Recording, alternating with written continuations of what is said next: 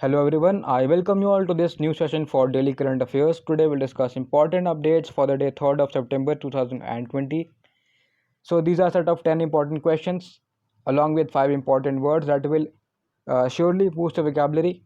So let us get into the session.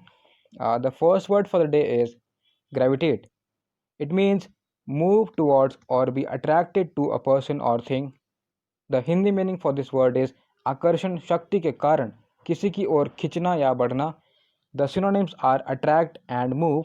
The antonyms here are retreat and ascend. The sentence that can be formed here is young Western Europeans will gravitate to Berlin. Second word is bestial. It means, or you can say it refers of or like an animal or animals or savagely cruel and depraved. Hindi meaning is पशुवत या क्रूर. The synonyms are zoic and barbaric. Antonyms are admirable and kind. The sentence that can be formed here is, there are two sentences that can be formed here. The first one is Darwin's revelations about our bestial beginnings. The second statement is he did bestial and barbaric acts. Third word is pittance. It means a very small or inadequate amount of money. The Hindi meaning for this word is dhan ki kam matra. The synonyms are modicum and trifle.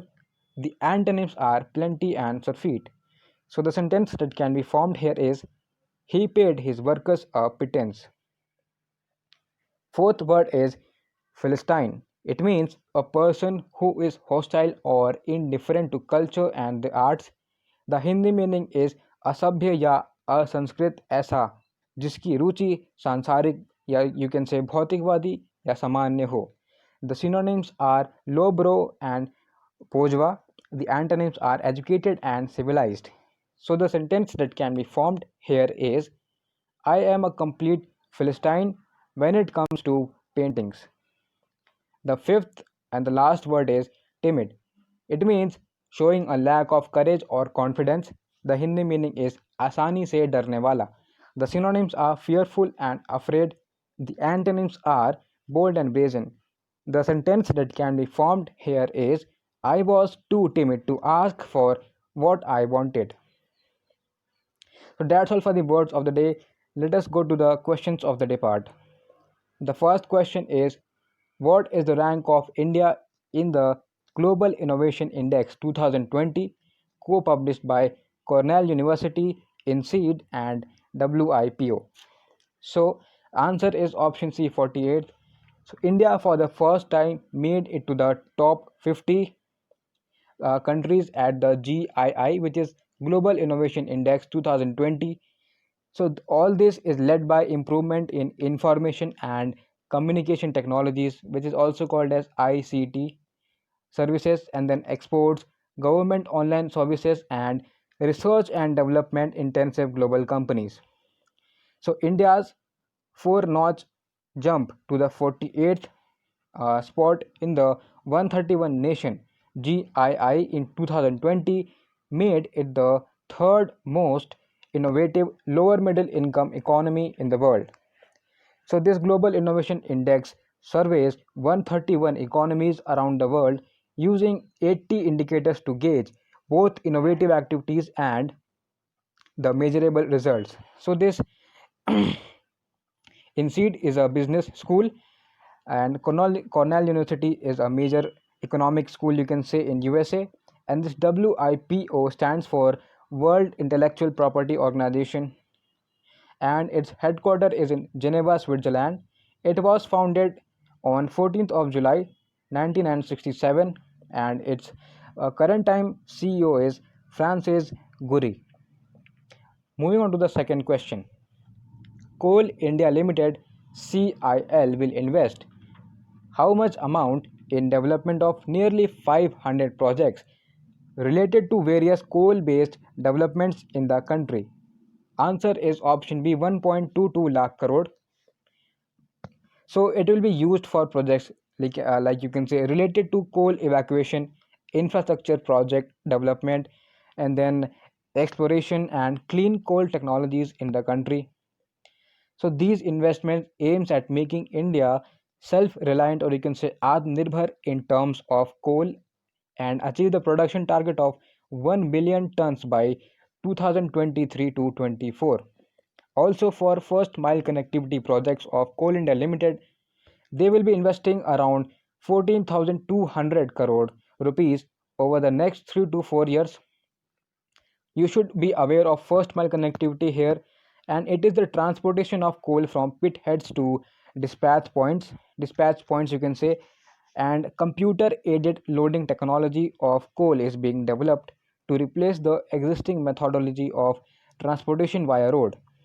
And recently, Coal India has also identified 15 greenfield projects which will be operated under the mine developer and operator, which is also called as MDO model. Third question is, India and Russia are scheduled to hold in the 2020 in the Andaman Sea, close to which one of the following straits?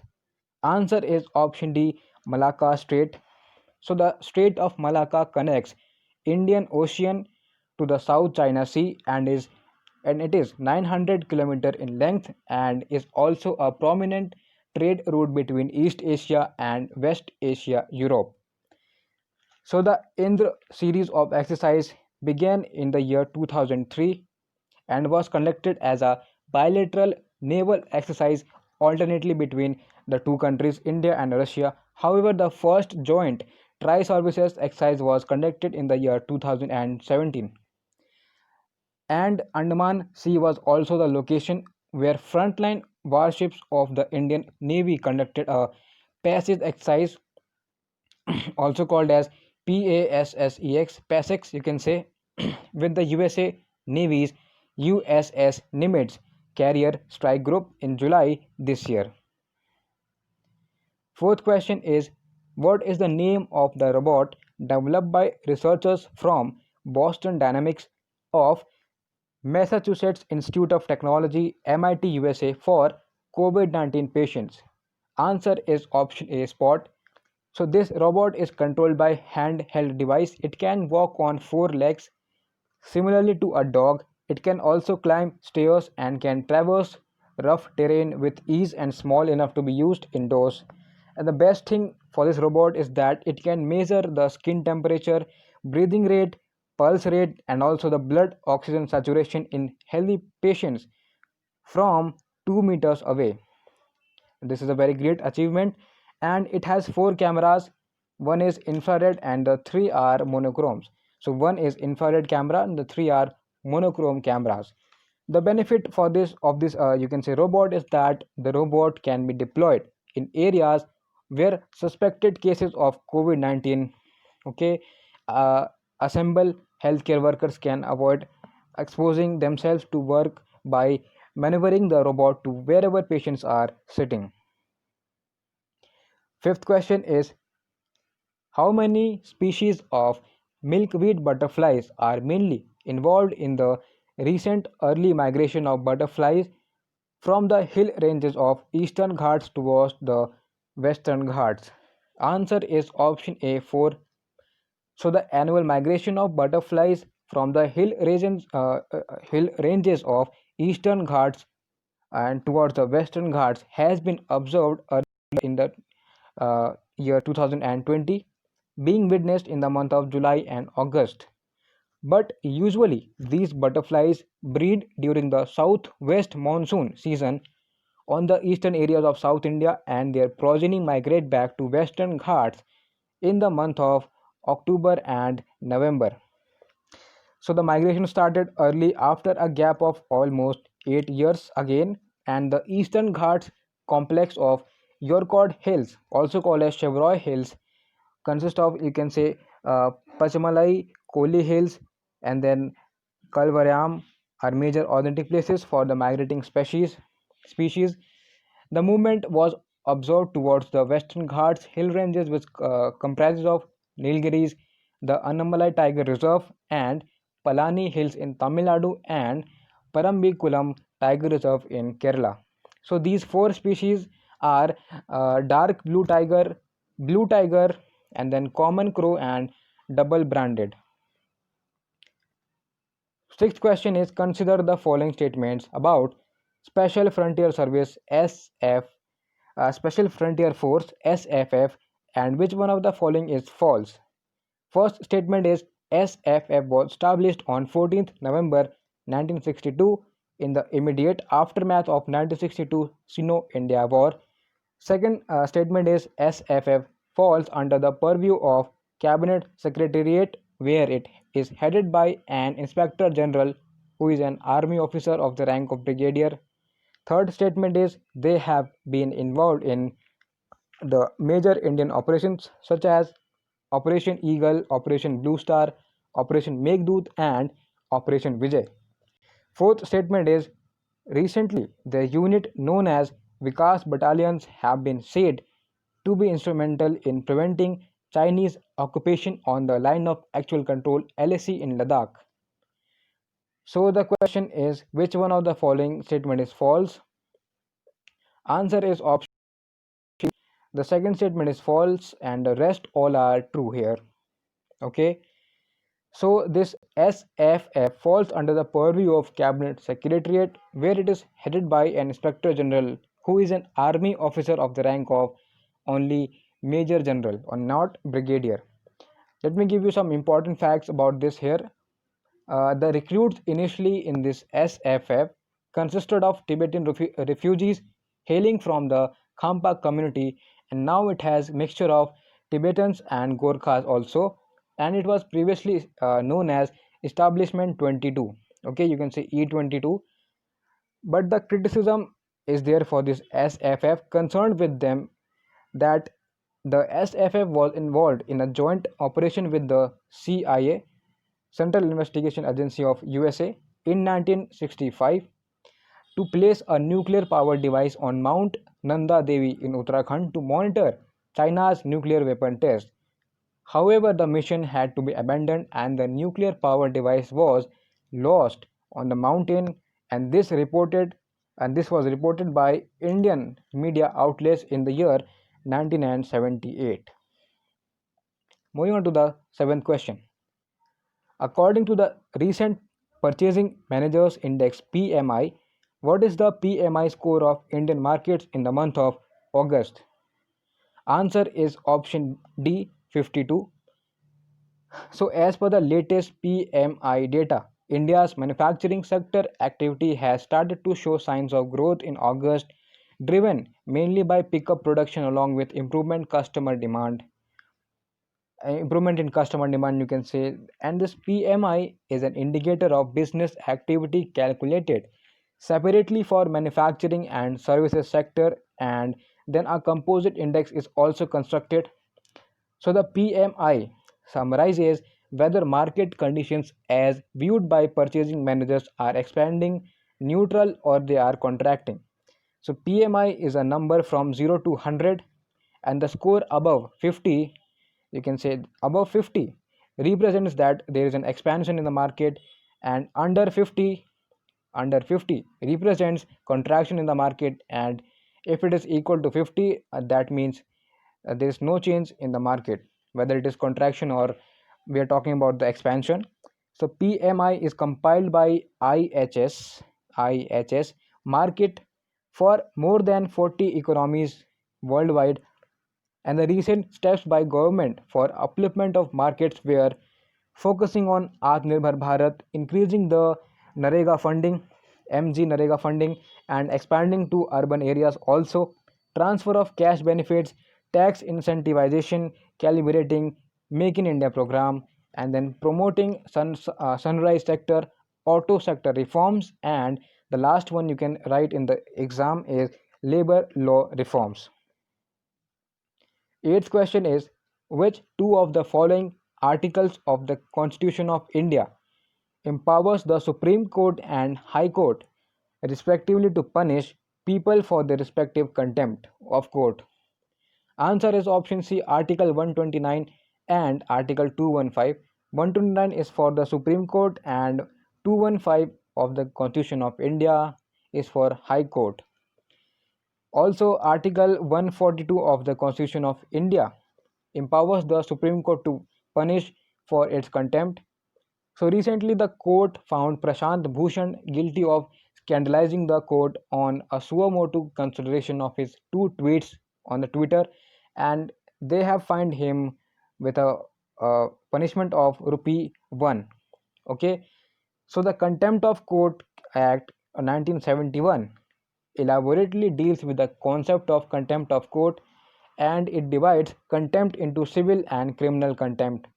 But recently, the International Commission of Jurists has held that the conviction appears to be inconsistent with international standards on freedom of expression and role of lawyers. Also, International Commission of Jurists since 1952 has performed unique and prominent role as a non-governmental organization, or you can say NGO, defending human rights and you can say the laws of lawyers worldwide. Its headquarters is in Geneva, Switzerland. Moving on to the ninth question. Recently, the Supreme Court of India allowed telecom companies, or you can say telecos, they are also called as telecos, okay, telecos. So, telecom companies, how many years of time to pay their adjusted gross revenue AGR dues to the government? Answer is option B, 10 years. So basically, this AGR that you are seeing here, which means adjusted gross revenue, is a fee sharing mechanism between the government and the telecos.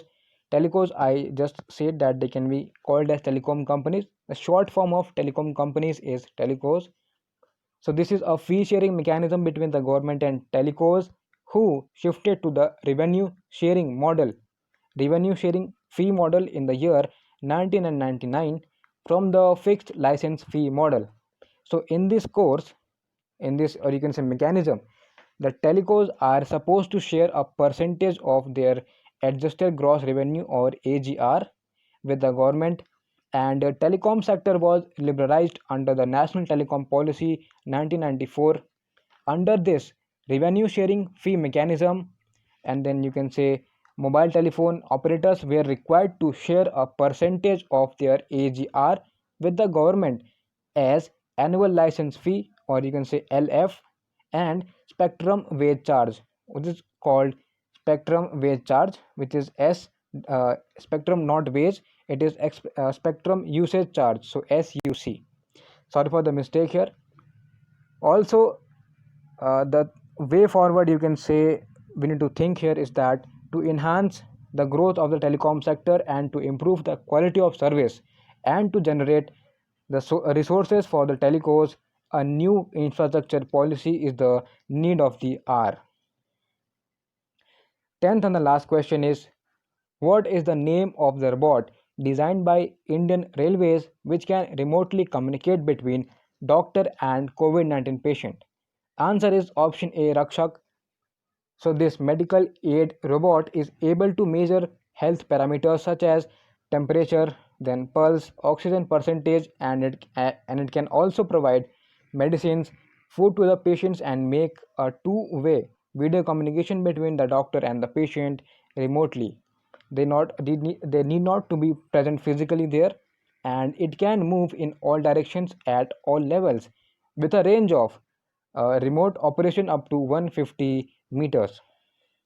So that's all for the session. If you think this video helped you to raise your awareness about important updates and happenings around the world, please leave a like on this video. And if you have any comments or you want to give suggestions to us, you can write in the comment section. We'll reply to it soon, and subscribe this channel for daily and important updates. So thank you very much for listening to me. Have a very good day ahead.